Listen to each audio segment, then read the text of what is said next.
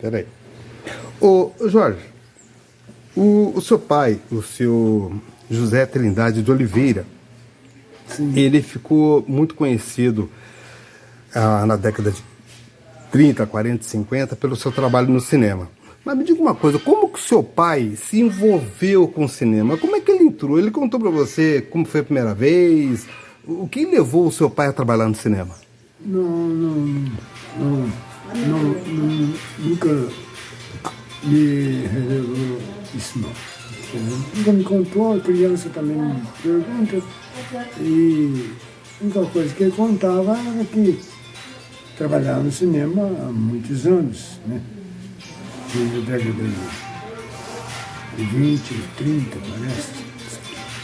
Cinema mudo, começou no cinema mudo, né?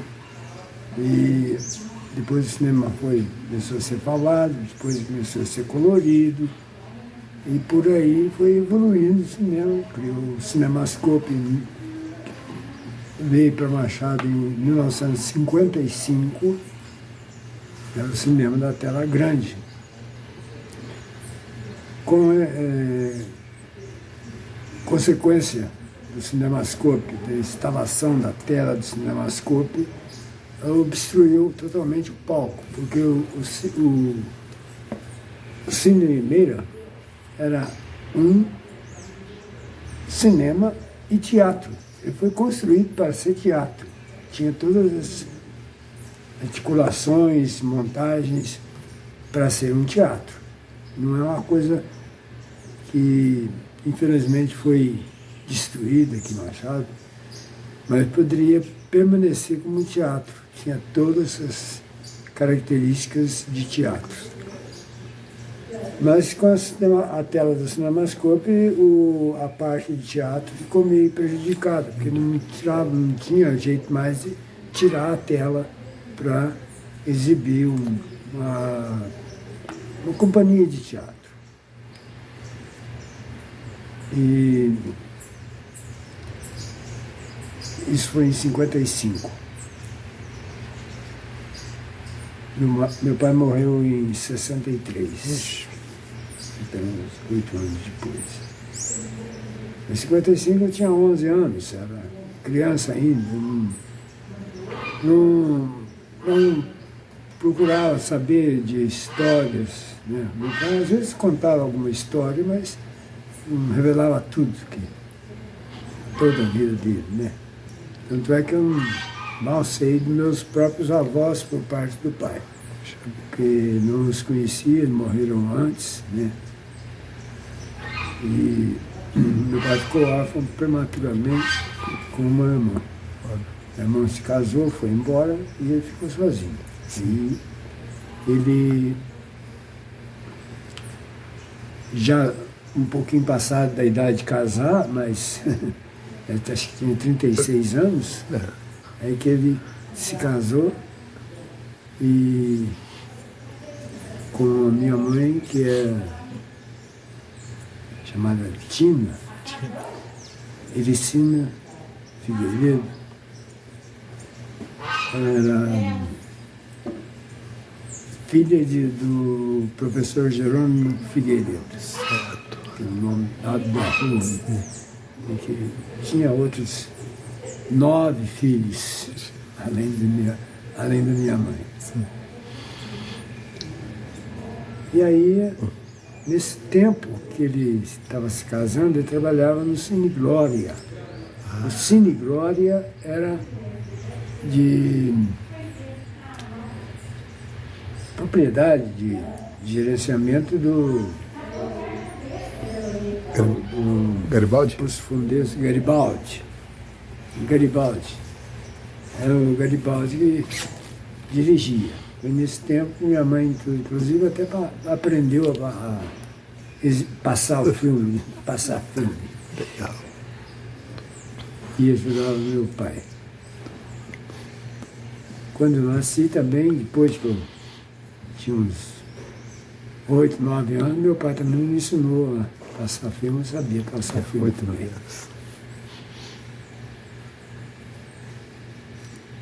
Mas, bom, esse Cine Glória era um dado tempo, onde hoje é a Câmara dos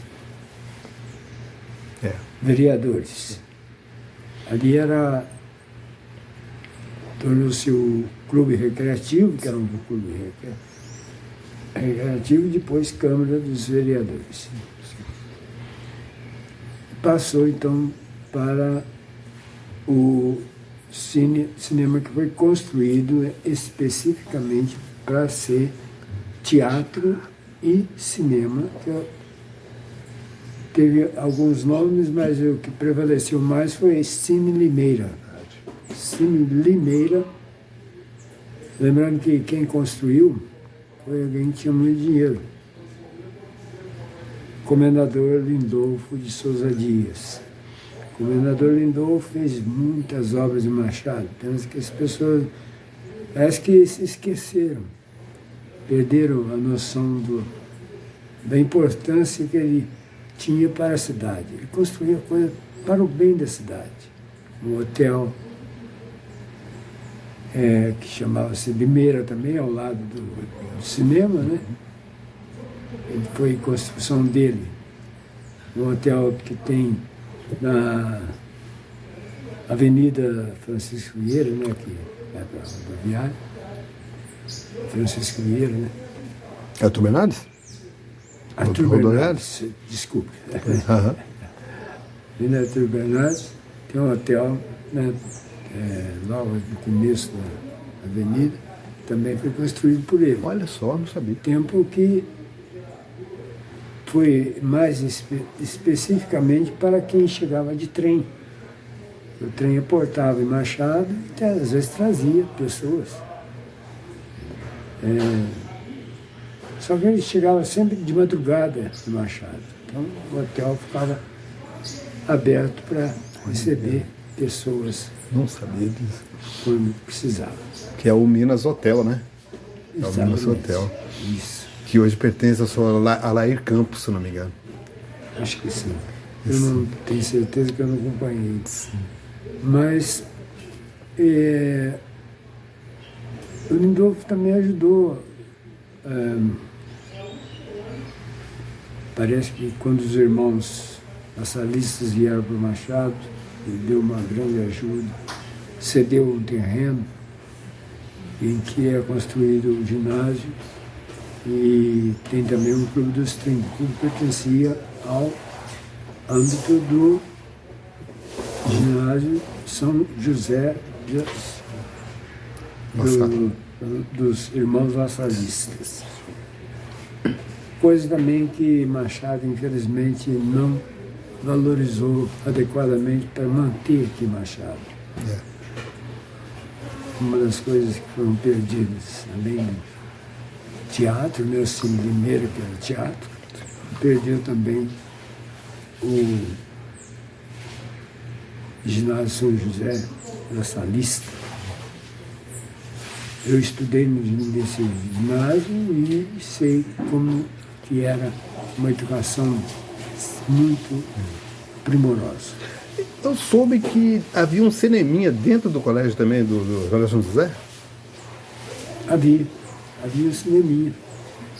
Embora modesto, mas tinha. E tinha um outro cineminha também que funcionava, se não me engano, onde seria o porão onde funcionou a Rádio Difusora de Machado, embaixo da Casa Paroquial.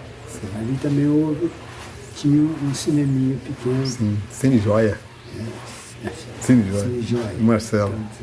Você vai lembrar que Não. Bom demais. Você não frequentava o Cine Joia, né? Você conheceu, mas não frequentava. Eu nasci praticamente dentro do Cine Limeira, porque meu pai trabalhava lá, inclusive durante o dia ele ia lá fazer alguns trabalhos no cinema, tabuletas, concertos elétricos, motores, uma coisa ou outra, eu sempre estava lá trabalhando também. Ele fazia várias coisas. Várias coisas. Cadeiras que quebradas, providenciavam o concerto. Eu soube que o seu pai foi um dos primeiros, ou o primeiro a mexer com pinturas em tabuletas, fazendo propaganda assim do filme. Sim, além do que ele fazia para o cinema, para o Cine Limeira, ele trabalhava também em fazer placas, faixas, cartazes e pinturas em caminhões, né? Que eram obrigados os caminhões a fazer. Escrever o número, escrevia o número da placa, né? E, então, todo esse trabalho ele fazia como um meio de vida. O meio de vida dele, além do cinema. Porque o cinema não dava uma renda bastante boa, porque eles consideravam que o trabalho dele era apenas de passar filme, mas não consideravam muito bem o trabalho dele, que dava uma assistência para o cinema durante o dia. Não sabia disso. Tanto é que uma vez, certa vez, ele procurou fazer entrar na justiça contra a companhia a qual pertencia o cinema, né? Acabou pertencendo ao cinema, para receber pelo menos o salário mínimo do trabalho que ele fazia lá. Entretanto, não ganhou essa causa, mas ficou bons 5, 6 anos sem receber um tostão do cinema. Mas esse meu advogado ainda comeu bastante. Doutor Edgar falou que aquela causa era fácil, que ele comia o chapéu dele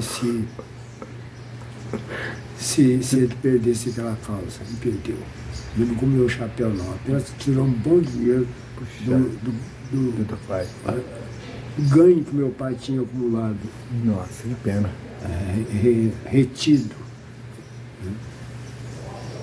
Isso aí criou um sentimento muito grande no meu pai. A partir daí ele já ficou meio abatido e não teve mais muita saúde. Né? E o ânimo acabou também, né? O ânimo diminuiu muito. Perdeu muito ânimo.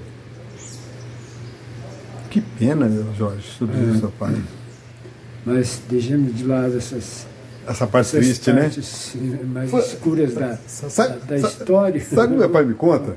Meu pai me conta, você até pode confirmar, que uma vez você e o Pelim simularam uma briga num tipo de um ringue, não sei se vocês fizeram um ringue, vocês ficaram... Aconteceu isso mesmo ou meu pai está inventando? Mais ou menos. Mais ou menos? Como assim, mais ou menos? Mais ou menos que a gente fingia que estava brigando, dando soco mesmo, mas não acertava um no outro para valer, não, é só imitação. E as pessoas ficavam assim?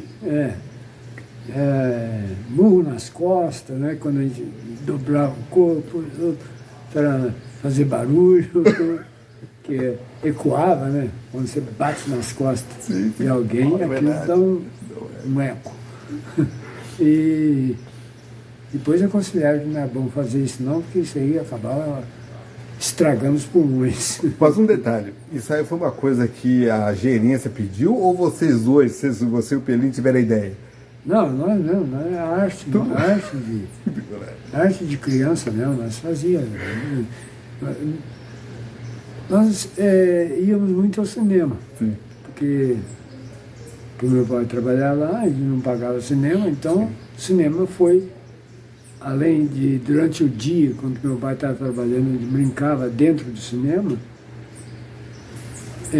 até chamava alguns garotos, amigos nossos, que estavam lá de por perto, e brincava, todo mundo de vários tipos de brincadeira dentro do cinema, sem estragar nada, isso era só correria dentro do cinema.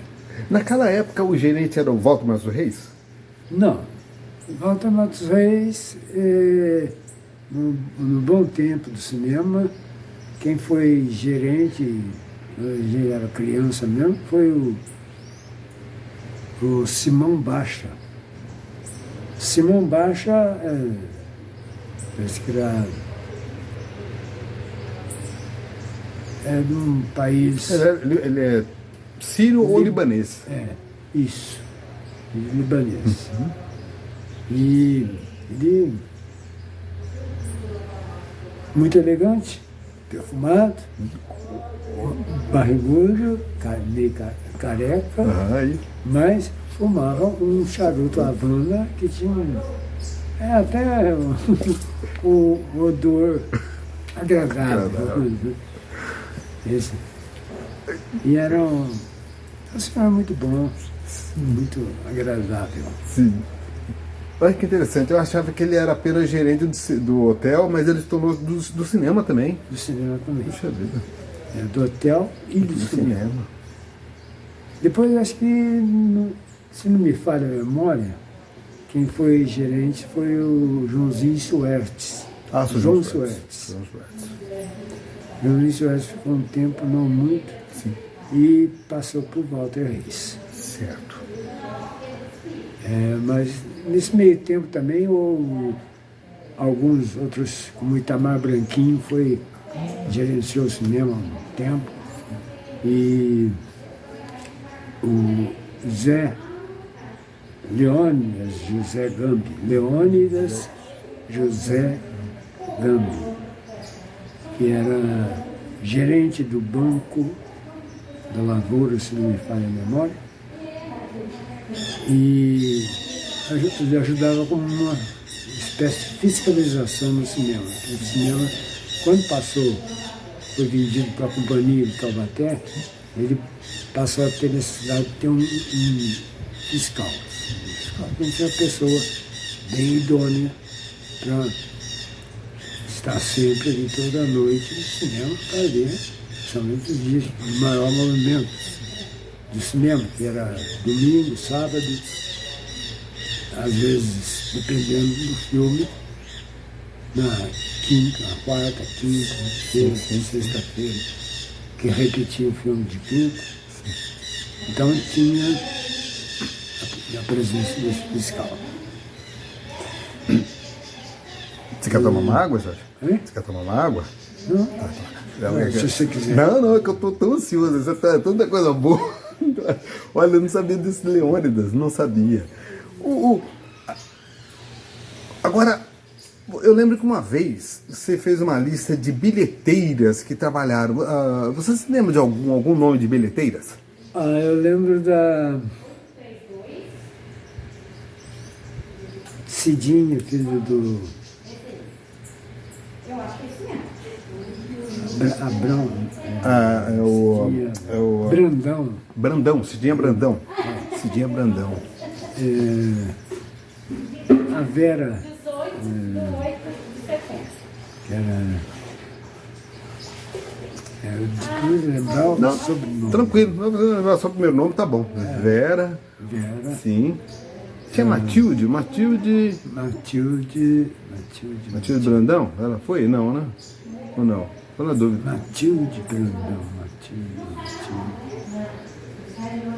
Não, nada a ver.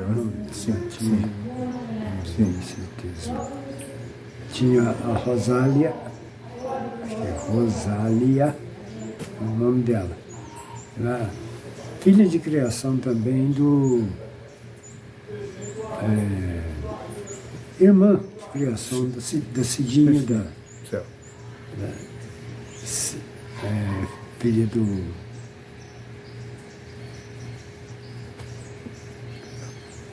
Não esquece a cabeça, não. Se esquecer, não tem problema.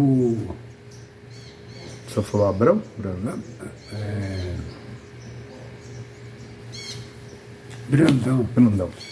Vivaldi Brandão. Ela é filha de criação do Vivaldi Brandão. Sim. Casou-se, era muito bonita, né? E mudou daqui de Machado. Tá. Não a vi por muitos e muitos anos. Eu não a vejo. Na sua época, os filmes, na sua época, os filmes vinham de que lugar? Soledade de Minas, São Paulo? De onde era? Via de regra, Soledade de Minas. Sim.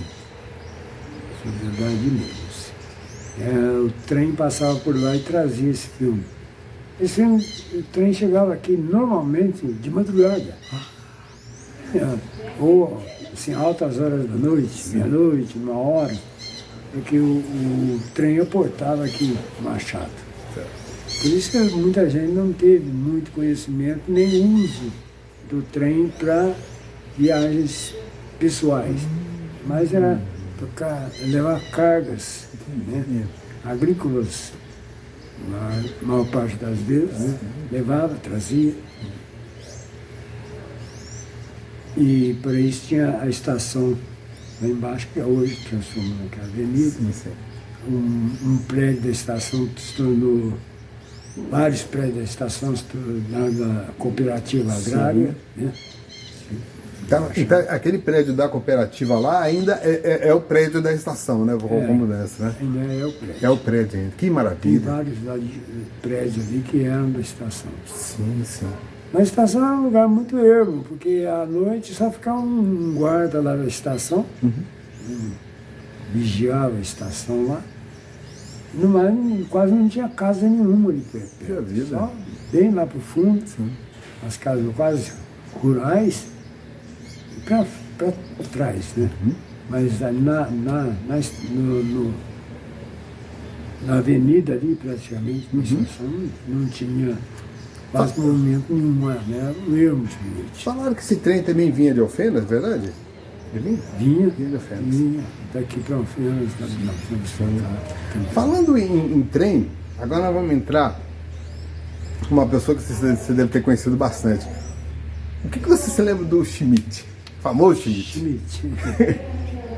O Schmidt era uma pessoa muito séria. Não era dado a brincadeiras. Você tinha que saber brincar com ele para que ele pudesse sorrir, rir, né? Mas no mais, qualquer coisa ele era ranzinza. Brigava com facilidade. Ele não batia, não agredia quase, mas para xingar, ele era. Acho que o cinema deu para ele, concedeu para ele, quando ele trabalhava lá no cinema, um cômodo que fica entre o cinema e a barbearia do Florestan, que era embaixo, já embaixo do Hotel Limeira. Então, naquele espacinho ali, tinha uma engraxataria. E ele arranjava os rapazes para trabalhar lá com engraxates. Mas às vezes ele entendia, porque alguns engraxates queriam fazer o Schmidt de bobo, e o Schmidt gritava, fazia aqueles canos, saía correndo atrás dele e batia mesmo. Então eles já sabiam. Tanto que eles chamavam ele de casquinha de ovo. À toa estava quebrando. Ele tinha pinga-voz. Era bem claro, vermelho, né? Então ele ficava um pimentão. Quando ficava bravo, era um pimentão. E era sempre bravo. Ele não dava chance para ninguém. Parece que ele foi uma pessoa que serviu de guardião do cinema durante o dia. Ele ficava vigiando o cinema. E carregava também as tabuletas para serem colocadas, tabuletas de lata, né? Para serem colocadas amarradas nos postes de luz, né? Fazendo propaganda do filme do dia. Tinha acho que 3 tabuletas que ele levava e amarrava e à tarde retirava e lavava as tabuletas para serem pintadas novamente. E meu pai que fazia a pintura, né? Fazia os letreiros dos filmes do dia. Todo dia meu pai fazia. E Schmidt sempre ali para levar e trazer. Assim como levava e trazia também os filmes que vinham em filme antigamente, que hoje eu acho que poucas pessoas conhecem. Sim. Os filmes eram fitas. E essas fitas acrílicas, não sei se diria acrílica, não sei dizer exatamente o plástico com que se faz filme. Eram filmes extensos, compridos. Cada parte de filme tinha aí os seus 200 metros de comprimento, né, enrolado. E não podia deixar cair de jeito nenhum, porque se caísse, para voltar no lugar era a coisa mais difícil do mundo. Então ela era colocada em latas, né, e dessas latas que saíam para os aparelhos. A gente sabia pegar a parte ali sem deixar ela cair. Se você pegasse no meio e uma parte caísse, você está perdido. Ia te dar um trabalhão, e se tivesse para a hora de começar o filme, você ia ser mandado embora. Né? Nossa, somente. Ô Jorge, quais são as lembranças que você tem do Bar 46? Bar 46. Bar 46 foi instalado sob o cinema, né, numa área pertencente ao cinema, que não era ocupada, então estava o Bar 46 de um lado e o Bar Limeira para cima do outro lado. O Bar 46 veio depois de outras coisas que já tiveram ali nesse bar, nesse local. Era mais dirigido pelo Onofre Reis. Onofre Reis? Não. Swartz. Onofre Swartz. Onofre Swartz. O maestro da orquestra... Os Marabás. Os Marabás. Os Marabás. Muito bom. E você chegava... Bom, você era menor, mas tinha os famosos baurus, né? Tinha. Teve um tempo que fazia-se ali os baurus. Todos os outros estavam doidinhos pelos baurus, né? Que era um prato excepcional, único, exclusivo do Machado. Sim, né? Sim. Então, eu corria lá para comer um bauru, e era realmente muito gostoso. Ô Jorge, é verdade que durante a pausa do cinema, de repente quando o filme é muito longo, o pessoal saía para comprar bauru? Ou não? Às vezes acontecia de algumas pessoas saírem quando o filme era muito longo. Havia filmes que duravam até mais de 3 horas de projeção. Né? Você imagina você sentar numa cadeira durante 3 horas. Aquilo acaba ficando altamente cansativo. Você tem as necessidades normais para fazer e o cinema, infelizmente, não era provido de banheiros. Os banheiros, tinha só um banheiro em cima, muito mal cuidado. Só usava o pessoal do balcão.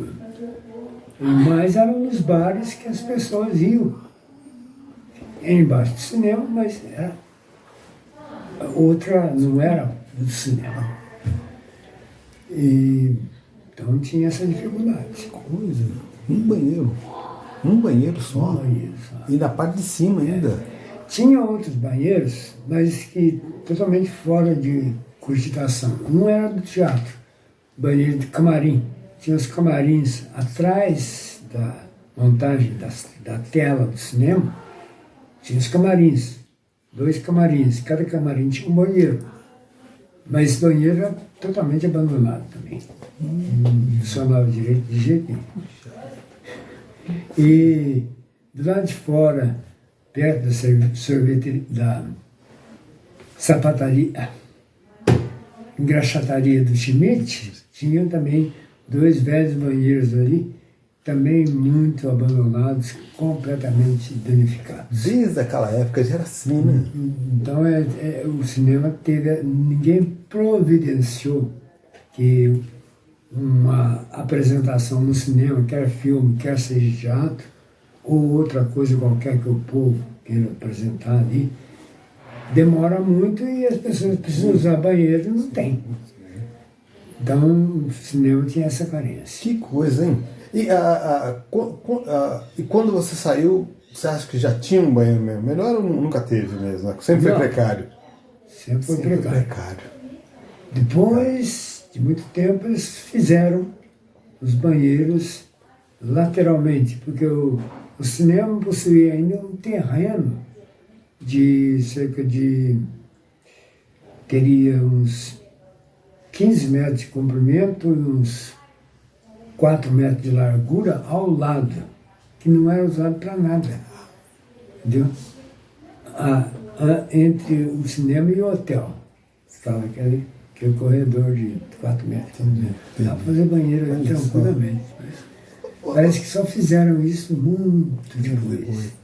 Jorge, você por acaso, você é da época em que disseram que teve uma praga de pardais aqui, e o seu Waldo Matos Reis na época ofereceu, falou que quem levasse 2, 3 pardais vivos ou mortos ganharia uma entrada. Você está lembrado de alguma praga de pardal? Pardais? É. Não. Também não. Não me lembro disso, não. Pode ser, ter acontecido, mas para mim não lembro, né? ninguém não. Eu sei que realmente houve uma época que tinha muito pardal aqui, Sim. no Machado. Houve mesmo uma época de muitos pardais. E os outros falavam, mata pardal, mata os pardais, mata pardal.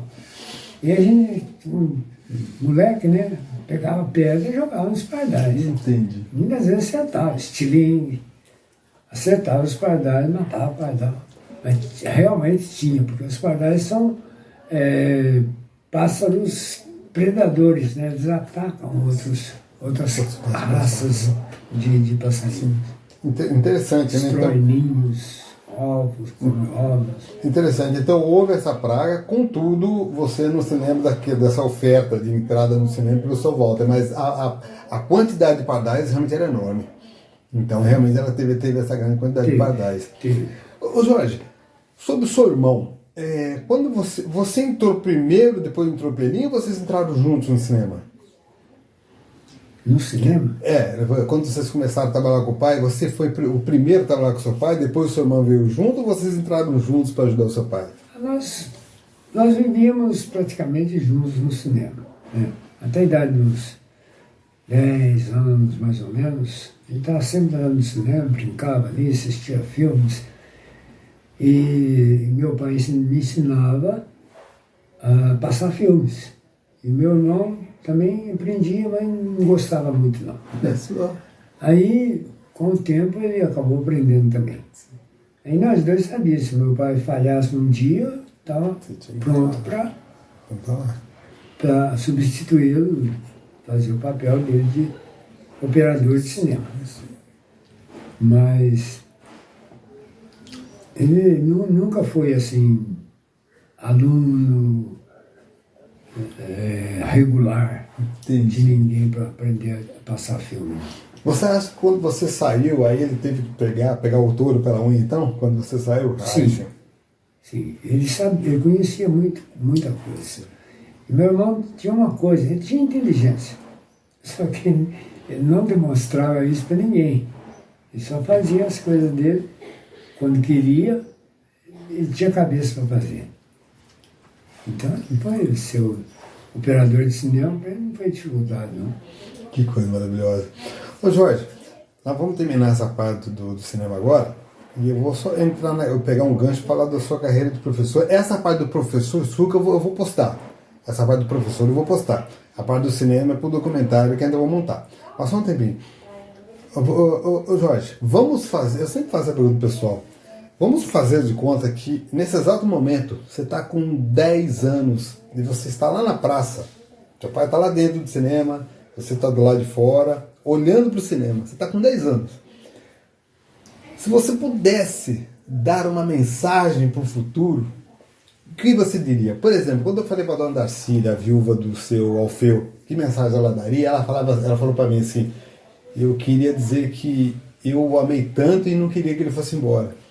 Acho que o Walter Garcia falou assim, nossa, seria tão bom se os jovens pudessem ver tudo aquilo, né? Que mensagem você, naquele exato momento, aos 10 anos, olhando para o cinema, tudo assim, de repente você fala assim, vou mandar uma mensagem para o futuro, o que você falaria? Mensagem que se refere direcionada para o futuro, digamos assim, você tá sabe quando você está sentado assim e de repente fala assim, tipo assim, nossa, o que será isso daqui a 20, 30 anos, né? Que mensagem eu poderia deixar para o jovem daqui a 30 anos, né? Se você estivesse naquele exato momento e você pensasse dessa forma, em dar uma mensagem para os jovens, as gerações que viriam depois, que mensagem você daria?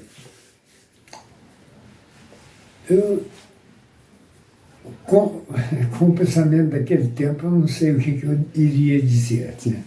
Eu digo, com a cabeça feita de hoje, aí eu tivesse lá 10 anos com essa cabeça, eu com certeza falasse, gente, conserve esse cinema, esse teatro aqui, isso é um dom, é um bem de Machado, que pode durar mesmo sem ter cinema aqui, só para formaturas, apresentações de teatro e outras muitas coisas que podem se apresentar aqui. Isso aqui foi muito bem construído para esse fim. Certo. Maravilha. Não destrua. Maravilha. Eu gostaria disso. Maravilha. Peraí. Olá, pessoal do Machado na TV. Estou aqui diante do Jorge Trindade de Oliveira. Jorge, que irmão do saudoso Pelim, irmão do saudoso senhor José Trindade, que dirigiu o cinema na década de 20 e 30, e o Jorge, muito conhecido aqui em Machado por várias qualidades, entre elas de professor. É isso mesmo, Jorge? Sim. Jorge, você lecionou qual matéria? Eu lecionei em escolas Química. Depois, posteriormente, eu cheguei a lecionar uma parte de genética na faculdade. Essas duas matérias que eu cheguei a lecionar. E você se formou onde, antes de ser professor? Onde você se formou? Onde foi? Eu formei no primeiro grupo escolar Dom Pedro I. Depois, estudei no ginásio São José dos Irmãos Lassalistas, porque tem qualquer dos irmãos ali, não, outros donos. Depois eu fiz o curso científico que funcionou nas dependências onde hoje é o Museu Municipal. Ah, a Casa da Cultura hoje, que foi Casa da Cultura, certo. Né? Sim. Uma parte lá era destinada ao curso científico, que durou não muitos anos, talvez uns 8 ou 10 anos apenas. Mas nesse tempo eu consegui fazer o curso científico ali. Sim. E depois eu fiz o curso de biologia na Faculdade de Filosofia de Machado. Ô Jorge, você também trabalhou no Unibanco, né? Trabalhei no Unibanco. Por quanto tempo você trabalhou no Unibanco? 13 anos e 5 meses. 13 anos. E do Unibanco você foi para o Banco do Brasil? Isso. E lá você se aposentou? Lá aposentei. Olha só. Trabalhei 22 anos. 22 anos, Banco do Brasil. Puxa vida, olha, você passou tanto tempo lecionando que eu tenho certeza que você teve, acho que quando você foi para o banco, você sentiu um vazio por não poder dar mais aulas? Você sentiu uma tristeza? Não, eu sempre dei aulas concomitante ao mesmo tempo em que trabalhava no banco. Entendi. Eu trabalho no banco, no Unibanco, por exemplo, era do meio-dia até às 6. Um pouco, às vezes avançava um pouco, mas eu dava aula à noite e de manhã. Sim. Então, o banco não atrapalhava. Quando passei para o Banco do Brasil, que o Banco do Brasil começou a tomar um tempo maior, eu fui parando de dar aulas. Eu fiquei apenas na faculdade, que fiquei um pouco de tempo, e depois saí também, porque estava uma carga meio pesada. Sim, sim. Que é, não sei se eu já falei, eu tive um tempo em que uma época, um espaço de anos, em que eu trabalhei no Lions Club de Machado. Olha só no clube. Então, o Lions Club, toda semana tinha reunião, e tinha seus trabalhos para fazer também. Os trabalhos do Lions a serem feitos. Então, além de Lions e aulas e banco, meu tempo ficava meio excluído, porque eu tinha uma casa, mulher e filhos. Eu tinha que ter um tempo para eles. E isso está ficando cada vez mais difícil. Entendi. Então eu fui gradativamente deixando de dar aula e ficando com o banco. Por quê? Gostava mais de banco ou de aula? Não havia assim uma preferência explícita, mas eu preferia continuar dando aulas. Só que aulas, fazia contratos anualmente para aulas. E podia ser que no ano seguinte eu não tivesse contrato, eu ficaria sem emprego. Se eu dedicasse exclusivamente a dar aulas para o Estado. O Estado contratava e tinha prazo de duração de um ano. Dessa maneira eu dei aulas no São José, cerca de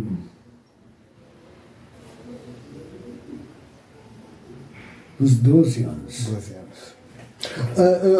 A sua esposa é professora. O nome dela mesmo é?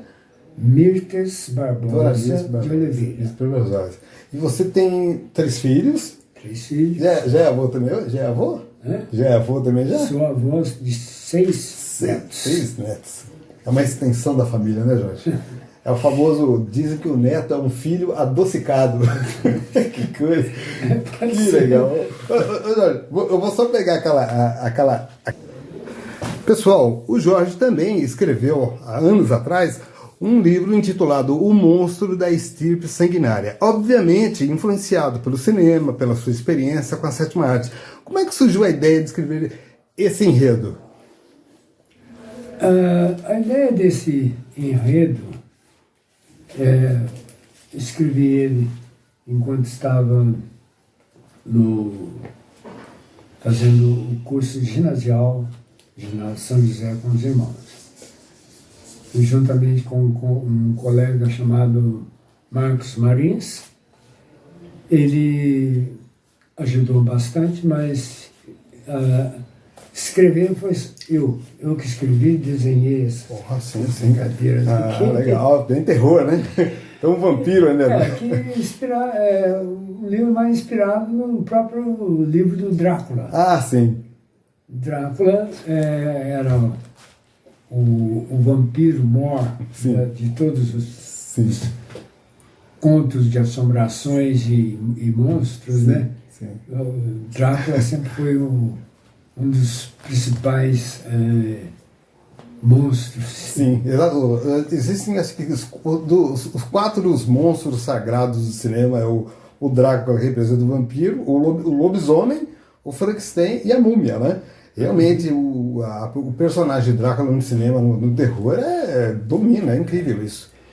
Então, depois começaram a fazer muitos filmes de vampiros, já degenerando, retorcendo as qualificações específicas do personagem, do monstro sanguinário, né? Sim. Então, perdeu bastante aquele suspense dos filmes de Drácula. Hoje é só sangue espirrando, só morte, mata, até o diretor morre no filme. Não tem muita intelectualidade. Então, eu fiz uma história que buscava ter um sentido. O Drácula não era uma pessoa tão sanguinária como se pensa, tão monstruosa como se pensa. Mas ela tinha sua intelectualidade também e ele queria fazer alguma coisa. Sim, sim. Esse é o enredo do seu livro, né? É o enredo do seu livro. Você fez um Drácula com uma personalidade um pouco diferente, né? Um pouco diferente. Que legal. E você nunca pensou em publicar? Não, porque isso aqui foi escrito mais para interpretação de uma peça teatral de rádio. Seria uma... Então, aqui tem os capítulos que são de o narrador. Sim. E os personagens, cada um tinha o seu papel. Sim. E o Marcos Marins, meu colega, cuidava de escrever, de copiar e passar para cada um o papel que ele tinha de representar na rádio e falar. Então isso foi apresentado na rádio. Qual rádio foi? Rádio Difusora de Machado, ZYV 27. Você chegou a levar ao ar toda a história ou interrompeu por alguma coisa? Não, levei toda a história. Que bom. Eu levava por capítulos, né? Não me lembro direito quantos capítulos foram, mas cada semana tinha um programa do estudante e a gente apresentava um capítulo. Jorge, fantástico, beleza, o pessoal vai ficar muito curioso saber essa sua história. Eu agradeço muito a entrevista que você deu anteriormente sobre o cinema. Eu desejo a você muita saúde, 79 anos, você nasceu em 1944, um ano depois a guerra acabou, hein? Olha só, quando você nasceu, estava no colo, a guerra tinha acabado. Não, 45. Não tinha acabado ainda. Acabou em 45, você nasceu um ano antes, é verdade, você nasceu um ano antes. O mês que eu nasci, estava explodindo a bomba em Hiroshima e Nagasaki. Sim. Exatamente. Aliás, é interessante essa Segunda Guerra. Muitos dizem que a guerra acabou com a rendição dos nazistas. Porém, há historiadores que acham que ela acabou com a explosão da bomba atômica, porque os japoneses fizeram a burrice de atacar Pearl Harbor, né? E aí mexeu com os Estados Unidos. Uns acham que com o fim do nazismo acabou a guerra e outros acham que o final mesmo foi com a explosão da bomba atômica. Jorge, muito obrigado, cara. Você quer dar um alô para os seus alunos, um abraço? Se eu tiver algum aluno ou colegas também dos bons tempos em que nós fazíamos novela na rádio, no programa do estudante, dos irmãos nacionalistas, né? Um grande abraço e muita saudade. Muito bom. Parabéns, Jorge. Valeu, pessoal. Machado na TV.